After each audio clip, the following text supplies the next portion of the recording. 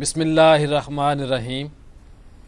میں ہوں محمد ضیاء الحق نقشبندی، پروگرام اسلام اور میری زندگی کے ساتھ حاضر خدمت ہوں۔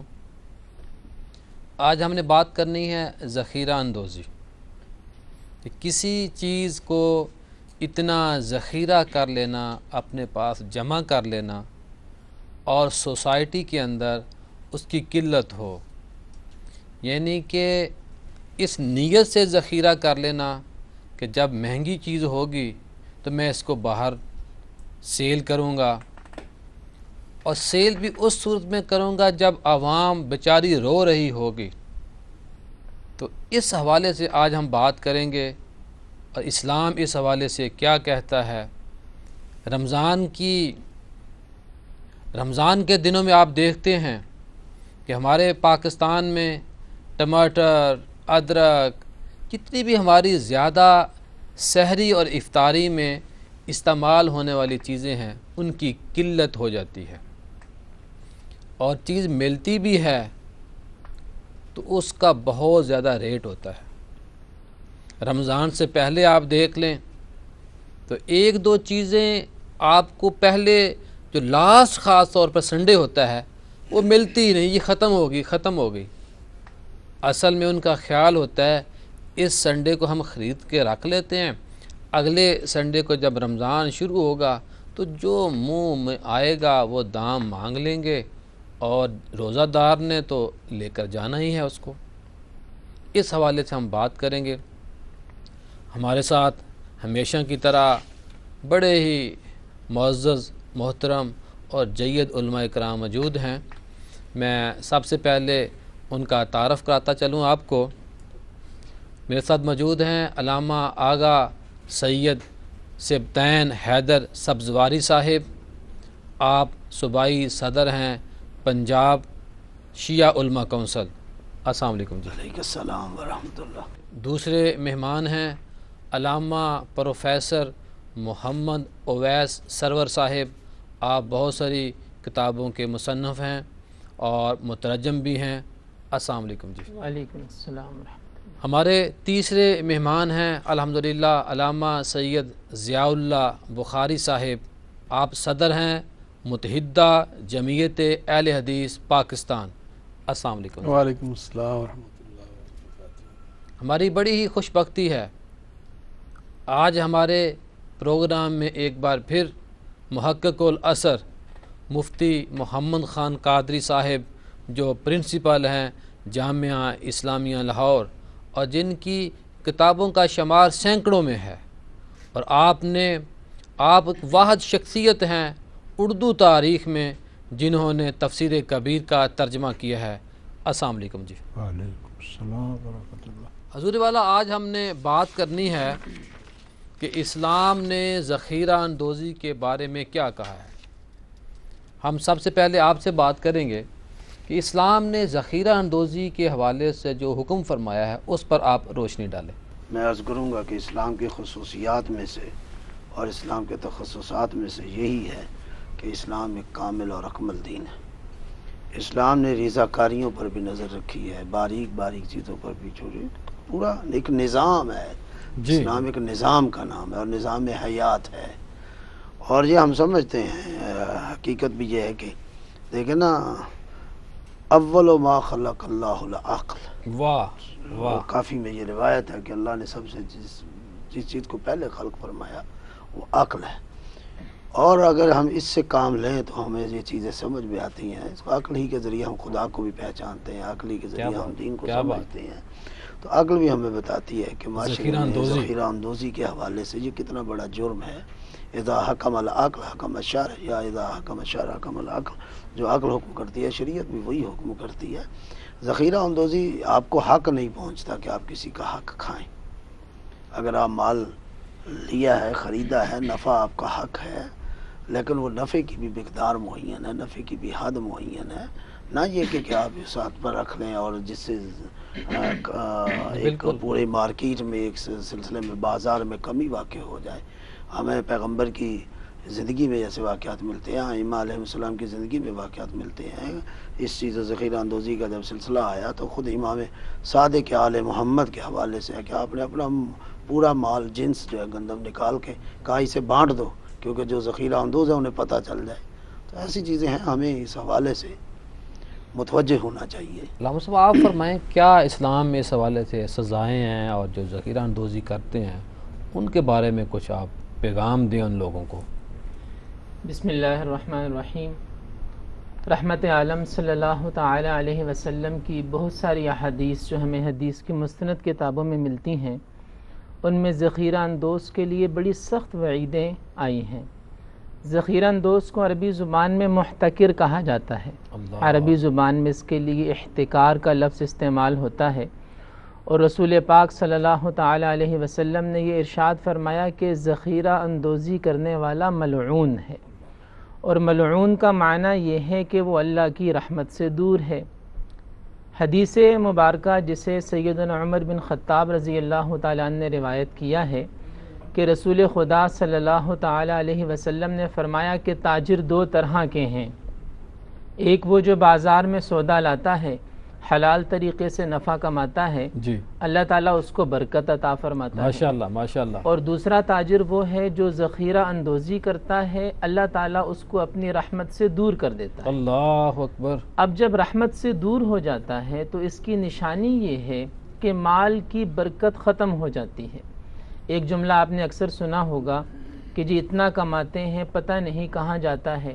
یہ مال میں بے برکتی کا نتیجہ ہے۔ جب رحمت اٹھ گئی، برکت اٹھ گئی، تو نتیجہ یہ ہوگا کہ زیادہ کما رہے ہیں لیکن وہ حادثات میں، بیماریوں میں، تکلیفوں میں اور غیر شرعی مصرف میں خرچ ہو رہا ہے۔ صحیح۔ اسی وجہ سے ایک حدیث میں آیا کہ جو آدمی ذخیرہ اندوزی کرتا ہے، اللہ تعالیٰ اسے کوڑ کے مرض میں مبتلا فرما دیتا ہے۔ استغفر اللہ۔ مطلب یہ ہے کہ ایسی بیماریاں کہ جو جان لیوا بیماریاں ہوں، جس پہ انسان کا مال بھی خرچ ہو رہا ہو، تکلیف بھی ہو رہی ہو، اس قسم کے گناہوں کی وجہ سے جو عام مسلمانوں پر، عام انسانوں پر کیے جاتے ہیں، انسان کی زندگی اجیرن ہو جاتی ہے اور تکلیف اور مصیبت کا ایک نشان بن کے رہ جاتی ہے۔ ماشاءاللہ ماشاءاللہ۔ حضرت صاحب آپ فرمائیں کہ ذخیرہ اندوزوں کے خلاف اسلام کا کیا حکم ہے، اور اس حوالے سے حکومت کو کیا کرنا چاہیے؟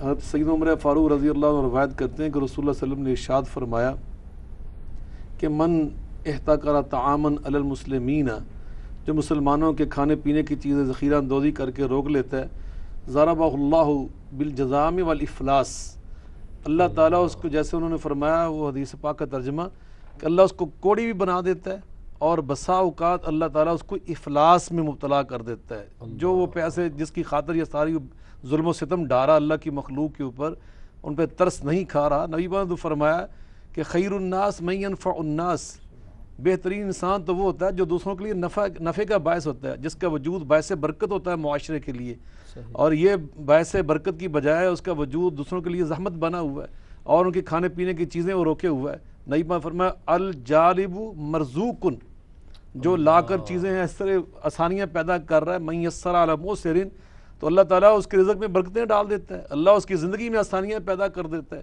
اور فرمایا والمحتکر ملعون، اور جو ذخیرہ اندوزی کر کے سمجھتا ہے میں نے بہت تیر مار لیا اور میں بڑا کمال کا کام کر رہا ہوں، میں ترقی کر رہا ہوں، فرمایا یہ تو لعنتی انسان ہے، یہ تو ملعون انسان ہے۔ تو یقیناً انسان اپنی رزق سے، اپنی روزی سے، برکتوں سے محروم ہوتا ہے اپنی حرکتوں سے۔ نبی پر فرمایا من غش فلیس منا، یہ ایک دھوکہ ہے، یہ ایک جھوٹ اور فراڈ ہے کہ ایک مصنوعی قلت پیدا کی جاتی ہے قیمت بڑھانے کے لیے، ریٹ بڑھانے کے لیے۔ تو نبی پر فرمایا ایسا کرنے والا تو میری امت سے نکل جاتا ہے، اور یہ گناہ کبیرہ ہے، یہ چھوٹا معمولی گناہ نہیں ہے۔ جو انسان اپنی روزی میں برکت چاہتا ہے، اپنی اولاد کی کامیابی دیکھنا چاہتا ہے، اپنے گھر میں اطمینان استقرار دیکھنا چاہتا ہے، اپنے معاشرے، ملک اور ملت میں، وطن میں استحکام دیکھنا چاہتا ہے، یہ اس کی ایمانی، قومی، ملی یہ ذمہ داری اور فرض ہے کہ وہ اپنے ہم وطنوں کے لیے، اپنے بھائیوں کے لیے آسانیاں پیدا کرے، اور تھوڑے نفع پہ قناعت کر کے دیکھیں، اللہ تعالیٰ اس میں برکت ڈال دیتا ہے۔ نبی پاک فرمایا کہ جو من اخذا بسخاوت نفس ہی، جو اپنا رزق لیتا ہے دل کی غنا کے ساتھ، دل کی وسعت کے ساتھ، کہ نہیں تھوڑا منافع کافی ہے، تو نبی پاک نے فرمایا اللہ اس کے مال میں برکت ڈال دیتا ہے۔ حضرت عبد الرحمن بن عوف بڑے امیر صحابی تھے، ان سے پوچھا گیا کہ آپ اتنے امیر کیوں بنے؟ ان کا تھوڑا منافع لیتا تھا، فوراً کاروبار کر دیتا تھا، چیز روکتا نہیں تھا، نہ روک کر اور تیزی سے تھوڑا منافع لے کاروبار کرتا، اس سے اللہ نے مجھے برکت ڈالی۔ سبحان اللہ سبحان اللہ۔ ناظرین دیکھیں کتنی اچھی اچھی اور پیاری باتیں ہو رہی ہیں، اور دل کرتا ہے کہ ان باتوں پر بندہ جھومے، کہ اسلام کا جو پیغام ہے آفاقی پیغام ہے، یہ ہے ہمارا اسلام۔ ہماری باتیں جاری رہیں گی، ہم آپ سے تھوڑے سے بریک کے بعد دوبارہ ملتے ہیں، کہیں جائیے گا مت، ملتے ہیں بریک کے بعد۔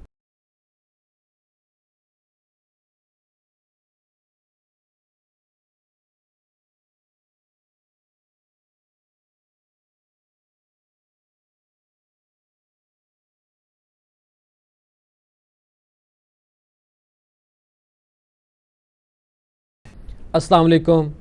بڑی اچھی اچھی ہماری باتیں بریک سے پہلے جاری تھیں۔ ہم اب مفتی محمد خان قادری صاحب سے پوچھیں گے کہ وہ ہمیں بتائیں کہ کس طرح ہم ذخیرہ اندوزی روک سکتے ہیں، اور حکومت کو کیا کرنا چاہیے، اسلام نے ہمیں کیا اس حوالے سے پیغام ابدی دیا ہے۔ بسم اللہ الرحمن الرحیم۔ ان بزرگوں نے بہت خوب، اس سے بڑھ کر کیا کہ یہ عقل کے بھی منافی ہے، جی جی جی جی، اور یہ نقل یعنی شریعت کے بھی منافی ہے، اللہ اللہ، اور انہوں نے ہمارے رسول کے ارشادات بھی سنائے۔ ایک کچھ حدود ہوتی ہیں جو اسلام نے مقرر کر دی۔ ٹھیک ہے، ایک ہے اسلام کا تعزیری نظام، کیا بات وہ ہے، اسلام نے مقرر نہیں کیا۔ صحیح صحیح، مثلا والدین محسوس کرتے ہیں کہ اولاد بگڑی ہوئی ہے تو اس کی تربیت کے لیے بالکل درست، سزا دے سکتے ہیں۔ یہ ایک الگ بات ہے کہ ہم ہر معاملے کو تشدد سمجھتے ہیں۔ استاد کو حق حاصل ہے کہ وہ بچے کو پڑھنے کے لیے سزا دے، نہ پڑھنے پر۔ یہ نہیں ہے کہ بچہ اس کے گریبان تک پہنچ جائے، پھر بھی ہم کہتے ہیں تشدد جائز نہیں ہے۔ ہم نے ہر شے تشدد، اسلام نے تعزیری نظام رکھا ہے۔ حکومت اگر محسوس کرتی ہے کہ ذخیرہ اندوز لوگ ہیں، اسلام جو مسلمان ہیں وہ تو وَيُؤْثِرُونَ عَلَىٰ أَنفُسِهِمْ وَلَوْ كَانَ بِهِمْ خَصَاصَةٌ، وہ تو اپنے لقمے بھی ہر دوسرے کو دیتے ہیں۔ بے شک، اور ابھی مثلا انہوں نے حدیث پڑھی ہے ما ينفع الناس، کہ جو نفع انسانوں کو بچاتا ہے۔ قرآن کریم کے جو الفاظ ہیں وہ یہ ہیں وَأَمَّا مَا يَنفع النَّاسَ فَيَمْكُثُ فِي الْأَرْضِ، واہ کیا بات، کہ اسے عزت ہی اسے ملتی ہے جو انسانوں کا سوچتا ہے۔ اور جس نے ہر وقت سوچنا ہے کہ میرے پیٹ کا کیا مسئلہ ہے، پھر وہ قرآن نے سورہ لمزہ میں کہا کہ جمع مالا وعددا یحسب ان مالہ اخلدا، اللہ، فرمایا وہ پیسے گنتے گنتے ہی مر جاتا ہے اور اسی کو خدا بنا لیتا ہے۔ ذخیرہ اندوز کی سوچ بھی یہی ہوتی ہے کہ میں لوٹ لوں معاشرے کو، اور پھر معاشرہ بھی ان باتوں کو سمجھے۔ مثلا معاشرہ ہی ہے، وہ کیوں نہیں محسوس کرتا کہ فلاں چیز مہنگی ہوگی، 4-4 دن نہ خریدو، صحیح چھوڑ صحیح، دو خریدنا۔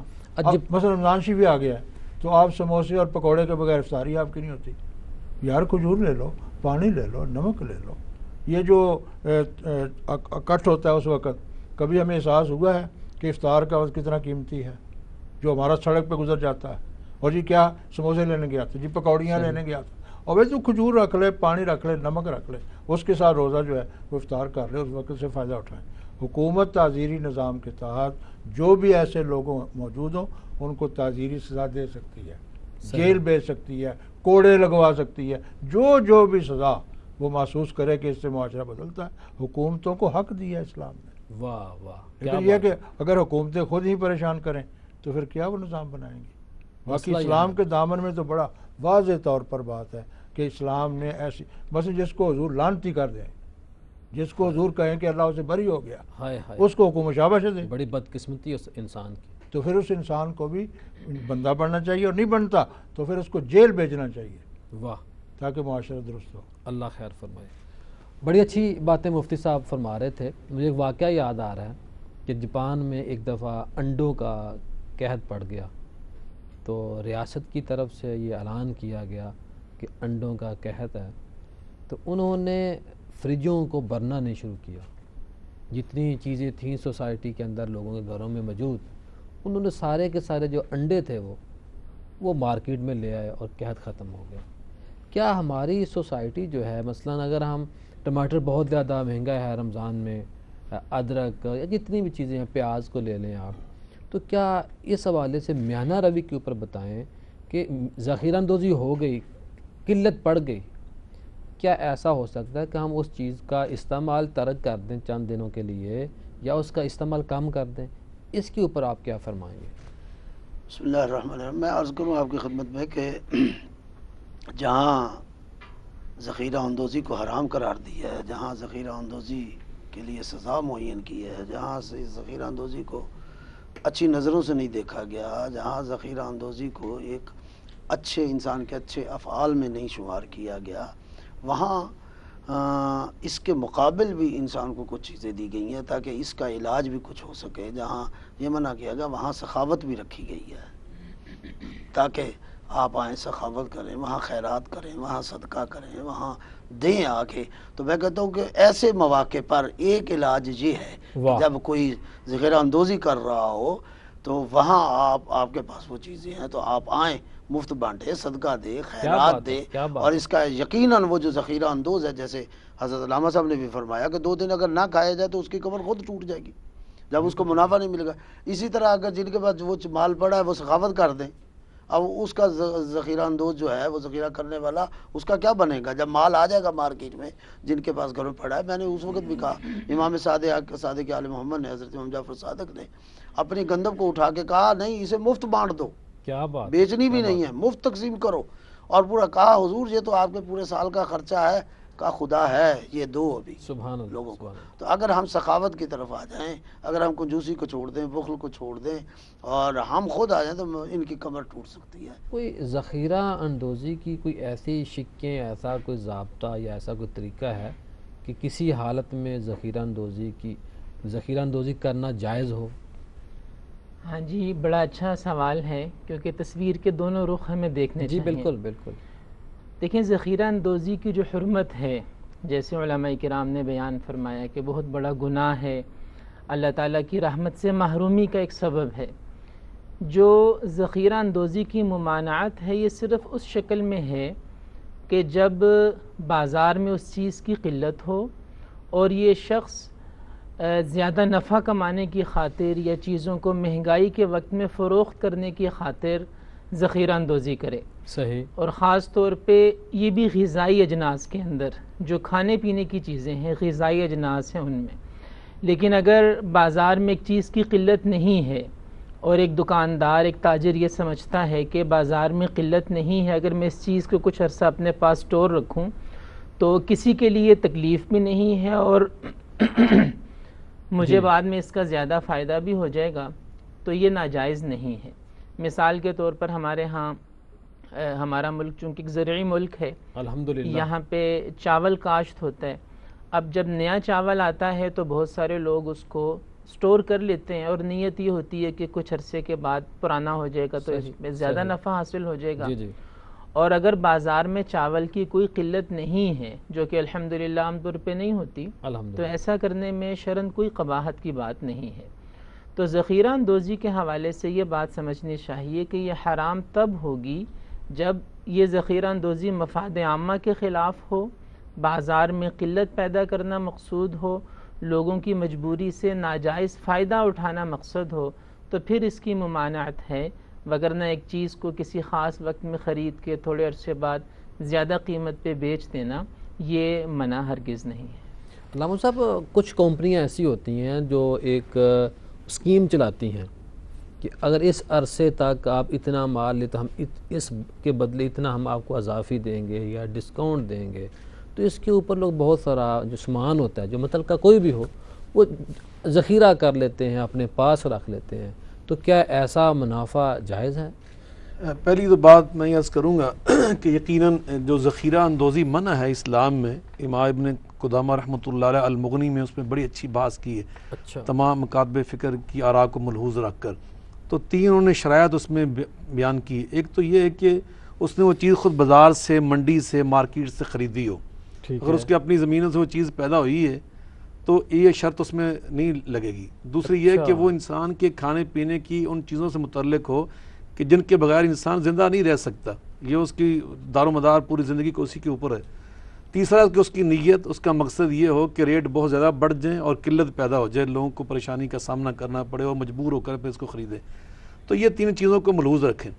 چوتھی بات جو بھی آپ نے پوچھی ہے کہ بعض کمپنیاں جو ہیں وہ کہتی کہ فلاں موقع پر آپ چیزیں جو ہیں اتنی مدت کے لیے ہم سستی کر رہے ہیں. میں یہ سمجھتا ہوں کہ الحکمت ذالت المؤمن, دنائی اور حکمت جہاں سے مل جائے, رسول اللہ صلی اللہ علیہ وسلم ارشاد فرماتے ہیں یہ مومن کی گم شدہ میراث ہے, یہ ہماری چیز ہے جہاں سے ملے. کرسمس آتی ہے نا, یورپ میں ہم نے دیکھا ہے, امریکہ کے اندر دیکھا ہے کہ وہاں وہ عیسائی جو دکاندار ہوتے ہیں, تاجر ہوتے ہیں, وہ چیزوں کی قیمتیں بعض اوقات بالکل 25% تک لے آتے ہیں, آدھی نہیں, وہ کہتے ہیں تاکہ ہمارے غریب لوگ خوشیوں میں شریک ہو جائیں. کرسمس تو ان کا اپنا مذہبی تہوار ہے, ماہ رمضان مبارک کی مناسبت سے وہ مسلمانوں کی آسانی کے لیے یہ کام کرتے ہیں. بالکل, وہ کہتے ہیں کہ آپ ماہ رمضان میں چیزیں لیں آ کر, ہم آپ کو یہ سستی دیں گے. کیا بات. اور افسوس یہاں ایک چیز کا ہوتا ہے کہ جو ہمارے وہاں مسلمان رہتے ہیں وہ کیا کرتے ہیں, مجھے بعض دوستوں نے بتایا کہ وہ پورے سال کا راشن لے کے رکھ لیتے ہیں سستے ریٹ کے اوپر. تو بات کہ یہ چیز بھی اخلاقی اعتبار سے دیکھنے کے قابل ہے. تو یقیناً یہاں میں عرض کروں گا کہ ذخیرہ اندوزی, مثلا ابھی لیمون کی ضرورت ہے, سکنجبین لوگ بنائیں گے, شربت بنائیں گے افطاری کے لیے, تو اس کی فوراً ایک مصنوعی قلت پیدا کر دی گئی. تو یہ چیزیں بعض اوقات وہ شاید اسلامی شرعی جو ہماری شرائط ہے ذخیرہ اندوزی کی اس پہ پوری نہ اترتی ہوں, لیکن ایک مصنوعی قلت پیدا کرنا اور اس میں منافع بہت زیادہ بڑھا دینا, میں یہ سمجھتا ہوں یہ قرآن پاک کی اس آیہ مبارکہ کے زمرے میں آتا ہے. اللہ فرماتا ہے یا ایھا الذین آمنوا لا تأکلوا اموالکم بینکم بالباطل, یہ باطل طریقوں سے دوسروں کا مال کھانے والی بات ہے.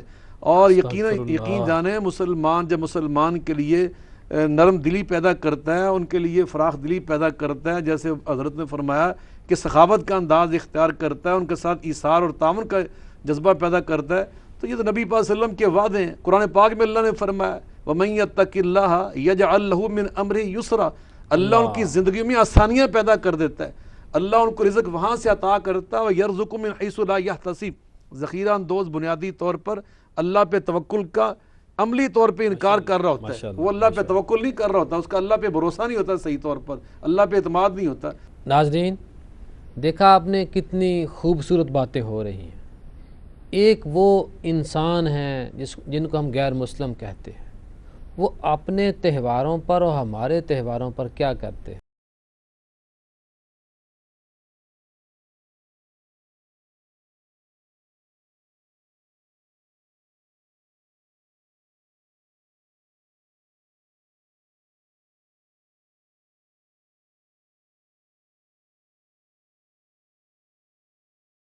ناظرین ہماری گفتگو کا سلسلہ جاری تھا, ہم اپنے سلسلہ گفتگو کو آگے بڑھائیں گے.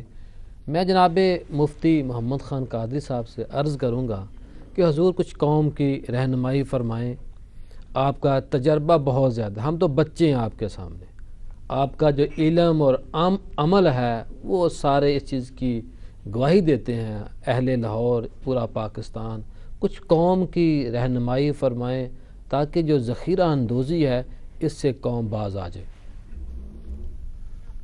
اس سلسلہ میں ایک گزارش تو یہ کروں گا کہ رمضان شریف کا یہ مہینہ ہے, جو روزے کے بارے میں سورۃ البقرہ کا رکوع ہے نا جی, اس کو پورا پڑھیں ماشاءاللہ, اس رکوع کو پورا پڑھ لیں. اس رکوع کے آخر میں جو آیت ہے جس کا حصہ مولانا ضیاء اللہ صاحب نے پڑھا ہے جی, تو اس میں اللہ پاک فرماتے ہیں کہ تو پورا مہینہ میرے لیے یہ میرا بندہ بنا رہا اور میرے کہنے پر تو نے حلال دن کو کھانا پینا بھی چھوڑ دیا. واہ, یہی روزہ جی جی جی بالکل. تو اب کیا ہو گیا کہ حرام شروع کر دیا تو نے. یا ایھا الذین آمنوا لا تاکلوا اموالکم بینکم بالباطل. واہ, اگر حلال رب کی خاطر چھوڑا ہے تو رب کی خاطر حرام نہیں چھوڑا جا سکتا. صحیح. اگر تو نے حلال چھوڑا ہے تو اس کا مطلب ریاکاری کی ہے. یعنی اسلام نے منع کیا ہمیں ان چیزوں سے کہ کوئی اگر تیرا ذہن, اور پھر اس میں ذہن اگر اللہ توفیق دے, پس رمضان شریف بھی ہے, تو ہم یہ دعا کیوں نہیں کرتے یا اللہ ان مالوں سے دل بھرتا نہیں ہے, ہمیں غنائے دل دے دے, वाह, ہمیں غنائے نفس عطا کر دے. بس یہ جو آیت ہے وَوَجَدَكَ عَائِلًا فَأَغْنَىٰ، اس پہ اکثر مفسرین نے لکھا کہ سیدہ خدیجہ کا مال حضور پر قربان ہو گیا تو حضور غنی ہو گئے.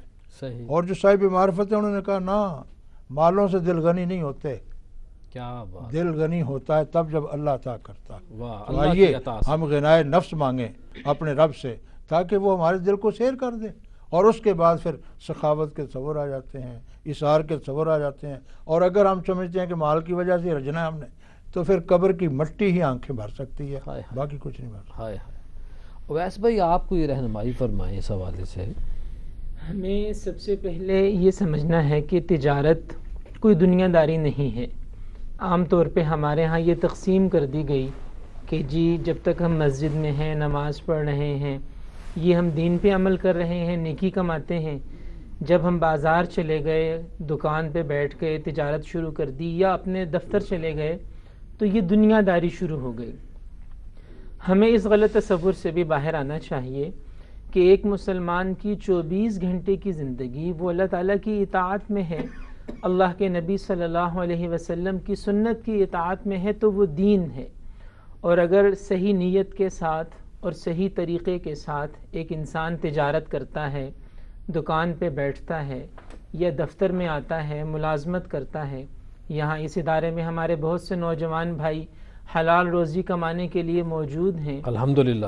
تو یہ اگر نیت درست ہو جائے اور طریقہ کار درست ہو جائے تو تجارت بھی دین ہے، یہ دنیا داری نہیں ہے. ملازمت یہ دین ہے، یہ دنیا داری نہیں ہے. جب اس حقیقت کو سمجھیں گے تو پھر دل میں حرام سے بچنے کا ایک داعیہ پیدا ہوگا. کیا بات ہے. پھر جھوٹ سے بچے گا، پھر ذخیرہ اندوزی سے بچے گا، پھر مسلمان کو دھوکہ دینے سے بچے گا، پھر ناجائز چیز کے، زائد المیعاد چیز کے بیچنے سے بچے گا. جب یہ سمجھے گا کہ میری تجارت بھی مجھے اللہ کے قریب لے جا رہی ہے، تو ہمارے تاجروں کو یہ سمجھنا چاہیے، علماء کی ذمہ داری ہے کہ تاجروں کی اس انداز میں تربیت کریں کہ وہ اپنے پیشے کو اللہ کی اطاعت سمجھیں، نیکی سمجھیں، اور اللہ کے قریب ہونے کا ایک ذریعہ سمجھیں. اگر کسی عالم دین کو خدا نہ خواستہ پتہ ہو کہ یہ بندہ فلاں اس نے ذخیرہ اندوزی کی ہے اور اس کو وہ فنڈ دے، ادارہ ہو، مسجد ہو، تو اس حوالے سے کیا آپ کہیں گے؟ دیکھیں، ایسے عناصر کی حوصلہ شکنی ہونی چاہیے. یعنی جو لوگ بھی معاشرے میں ناجائز کاروبار کرتے ہیں، جھوٹ بولتے ہیں، یا جیسے ذخیرہ اندوزی کرتے ہیں، تو ان کی حوصلہ شکنی ہونی چاہیے. اور حوصلہ شکنی کا ایک انداز جو علماء کی ذمہ داری ہے کہ وہ ان سے فنڈز قبول نہ کریں، مساجد کے لیے چندہ قبول نہ کریں. اس سے ایک غلط کام پہ ان کی حوصلہ شکنی ہوگی. ٹھیک ہے، مدرسے والا نہیں لیتا، نہ لے گا، لیکن جو وہ باقی جو ٹرسٹ ہمارے ہاں بنے ہوئے ان کو پیسہ دے گا، ان کو خوش کرے گا اور ان سے اپنے مفادات بھی لے گا. ہمارے ہاں ایسے مسائل ہیں، مالدار لوگ فنڈ دے کر بہت سارے اپنے ذاتی کام لیتے ہیں. دیکھیں، دنیا میں تو فائدہ شاید اس کو مل جائے، لیکن ایسے مال سے اللہ کو راضی نہیں کیا جا سکتا. اللہ. ترمذی شریف کی ابتداء میں ایک حدیث مبارکہ ہے کہ اللہ تعالیٰ حرام مال کا صدقہ قبول نہیں فرماتا. ناجائز آمدنی سے دنیاوی مقصد تو پورے کیے جا سکتے ہیں، لیکن اللہ اور اللہ کے رسول صلی اللہ علیہ وسلم کو راضی نہیں کیا جا سکتا. یہ علامہ صاحب آپ اس پہ کیا فرمائیں گے؟ اعوذ باللہ من الشیطان الرجیم، بسم اللہ الرحمن الرحیم. میں تو اس حوالے سے بھی عرض کروں گا کہ اس کا ایک علاج، جیسے پہلے بھی ہم نے کہا کہ ذخیرہ اندوزی کے حوالے سے ایک تو انفرادی طور پہ ہر انسان کو اس کا مقابلہ کرنا چاہیے، جو لوگ کر رہے ہیں ان کے مقابل کھڑا ہو. ایک اجتماعی طور پر بھی، اور شاید وہ آیات تعاونوا علی البر والتقوی ولا تعاونوا علی الاثم والعدوان اس جگہ کے لیے ہمارے لیے بہت زیادہ رہنمائی کر سکے کہ ہمیں تعاون کرنا چاہیے بر اور تقوی پہ. ولا تعاونوا علی الاثم والعدوان، وہ چاہے میرا باپ ہی کیوں نہیں، چاہے میرا بھائی ہی کیوں نہیں ہے، اگر ذخیرہ اندوز ہے یا ایسے حالات پیدا کر رہا ہے، میں اس کے ساتھ اس کام میں شریک نہ ہوں. اور جو لوگ اس کو توڑ رہے ہیں میں ان کے ساتھ ملوں تاکہ ایک سلسلہ کروں. اور شاید یہاں بھی ہم اس سے نتیجہ لے سکتے ہیں کہ کنتم خیر امت اخرجت للناس، کہ تم بہترین امت تبھی ہو کہ تم امر بالمعروف کرتے ہو، نہی عن المنکر کرتے ہو، یا ولتکن منکم امۃ یدعون الی الخیر ویأمرون بالمعروف. یہ ان قسم کی آیات ہیں جہاں سے آپ نتیجہ لے سکتے ہیں کہ یہ فقط حکومت کی اپنی ذمہ داری جی ہے، بالکل، معاشرے کی بھی ذمہ داری ہے، میری بھی ذمہ داری ہے، آپ کی ہر بھی ذمہ فرد کی داری کچھ ہے. ذمہ داری ہے نا، کہیں ہم اکیلے کام کر سکتے ہیں، ہر وہاں مجھے کام اکیلے کرنا حکومت پہ ڈال دینا، یہ بھی درست نہیں ہو سکتا. اور کہیں ہم اکٹھے ہو کے کرنا ہوگا اور سلسلے کو ہمیں چلنا ہوگا. اور میں نے جیسے عرض کیا کہ اس کی حوصلہ شکنی کرنی چاہیے، اور حوصلہ شکنی اور سخاوت کے ذریعے ہو سکتی ہے، حوصلہ شکنی صدقے کے ذریعے ہو سکتی ہے، خیرات کے ذریعے ہو سکتی ہے. ہمارے پاس بہت سے راستے ہیں ان کو صحیح سمت پہ لانے کے لیے، تو ہمیں ان راستوں کو اختیار کرنا چاہیے. ماشاء اللہ ماشاء اللہ. حضرت صاحب آپ آخر میں کوئی ہماری رہنمائی فرمائیں. یقیناً نبی پاک صلی اللہ علیہ وسلم کی اس تعلیم کو ہمیں ہمیشہ ملوز خاطر رکھنا چاہیے کہ من لا یرحم لا یرحم.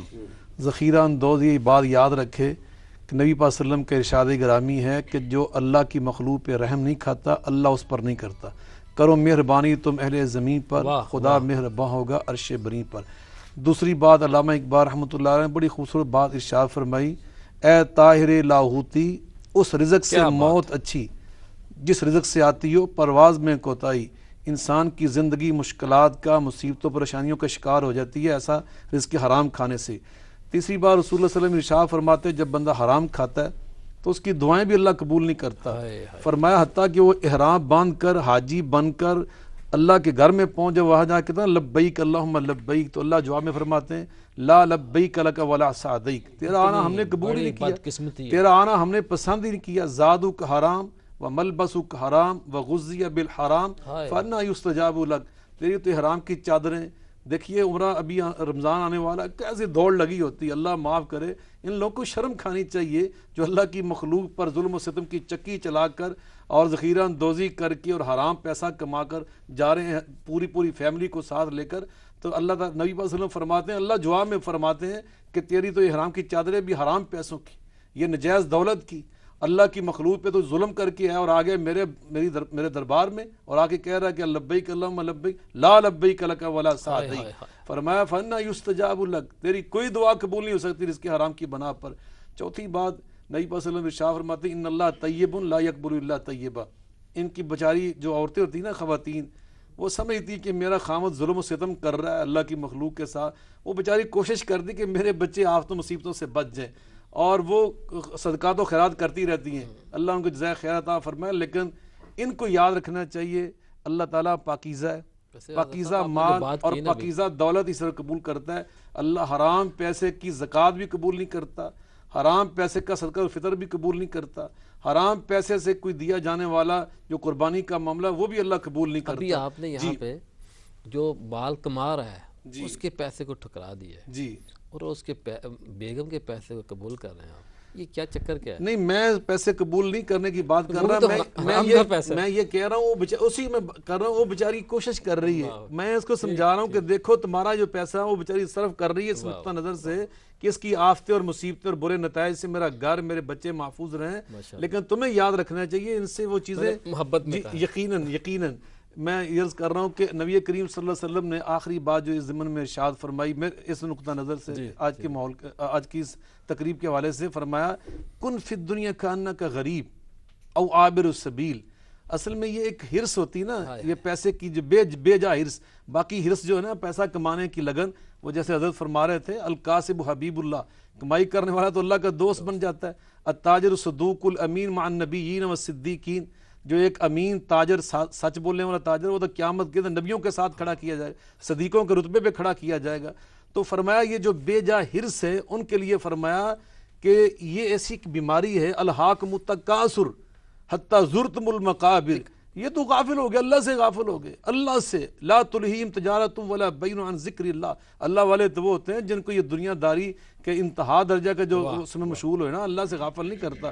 اللہ سے یہ غافل ہوتے ہیں ذخیرہ اندوز، یہ ملاوٹ کرنے والے، یہ دھوکہ دینے والے، لوگوں کا مال اس طرح ہڑپ کر جانے والے. تو نبی فرمایا دنیا میں اس طرح رہو جیسے مسافر خانے میں رہتا ہے، اس سے تمہارے اندر جو بے جا ہرس ہے اس کا علاج ہو جائے گا. مفتی صاحب آپ کوئی فرمائیں، ہماری رہنمائی فرمائیں کس طرح ہم قوم کو صحیح ہمارا کر جو سکتے ہیں. معاشرہ ہے نا جی، اس میں تو یہ چیز بالکل مسلمہ ہو گئی ہے کہ جس طرح مرضی کماؤ، مسجد بنا دو پاک ہو گئے، حج کر لو پاک ہو گئے، عمرہ کر لو پاک ہو گئے، نماز پڑھ. حالانکہ یار کافر تھے وہ لوگ جنہوں نے کعبہ کی تعمیر کی، تو انہوں نے بھی فیصلہ کیا کہ جتنے پیسے حلال کے ہیں نا ان سے کعبہ بنا لیں گے، سودی پیسہ نہیں لگائیں گے. اب محفل ہے، وہ ہیرون فروش ہے، وہی مثلا مجھے یقین ہو جائے کہ ہیرون فروش ہے، میرے لیے ناجائز ہے اس محفل میں جانا. ہاں یقین ہونا چاہیے، ہاں یقین ہونا چاہیے. یہ نہ ہو کہ کسی کے بارے میں آپ بدزنی کیوں کریں. اگر آپ کو محسوس ہوتا ہے کہ یہ سارا پیسہ ناجائز ہے، تحقیق اور تصدیق کے بعد. لیکن بلکہ یہاں تک بھی ہے کہ مشتبہ چیزوں سے بھی بچنا چاہیے. صحیح. اگر آپ نے بچنا ہے تو مشتبہ چیزیں جو ہیں محسوس کرتا ہے آدمی، تقویٰ جو ہے، مثلا یہ جو مساجد ہی بناتے ہیں تو ہم اعلان کریں کہ نجائز کمائی نہیں لگانی بھائی.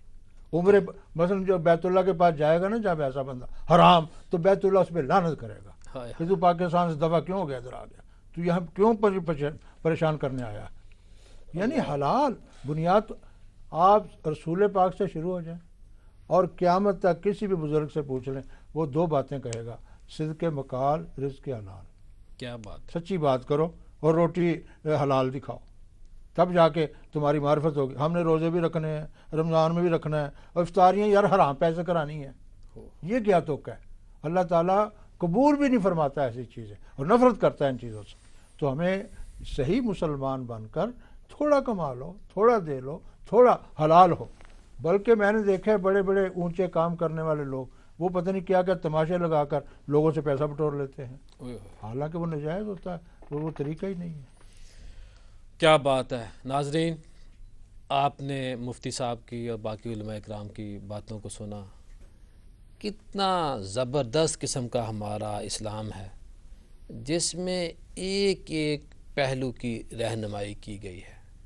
یہی ذخیرہ اندوز جب ایمانداری کے ساتھ، دیانت اور صداقت کے ساتھ کام کرتا ہے تو پھر اس کے لیے فرشتے دعا کرتے ہیں.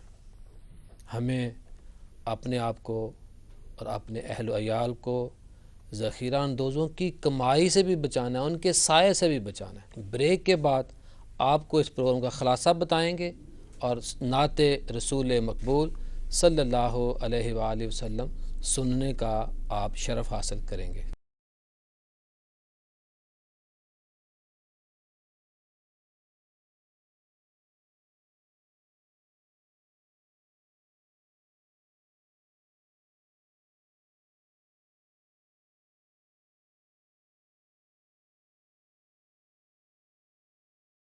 ناظرین، بریک کے بعد آپ کی خدمت میں حاضر ہیں. ہم نے آپ سے کہا تھا کہ جو ہمارا آج کا اہم ترین ٹاپک تھا ذخیرہ اندوزی، اس کا ہم خلاصہ آپ کے سامنے پیش کریں گے. تمام علماء کرام جس بات پر متحد ہوئے ہیں وہ خلاصہ آپ کے سامنے پیش کریں گے کہ انہوں نے قوم سے کیا مطالبہ کیا ہے، حکومت سے کیا مطالبہ کیا ہے، اور جو لوگ ذخیرہ اندوزی کرتے ہیں ان کے بارے میں انہوں نے شرعی طور پر کیا حکم صادر فرمایا ہے. علماء کرام نے تاجروں سے اجتماعی طور پر اپیل کی ہے کہ وہ ذخیرہ اندوزی سے باز آ جائیں.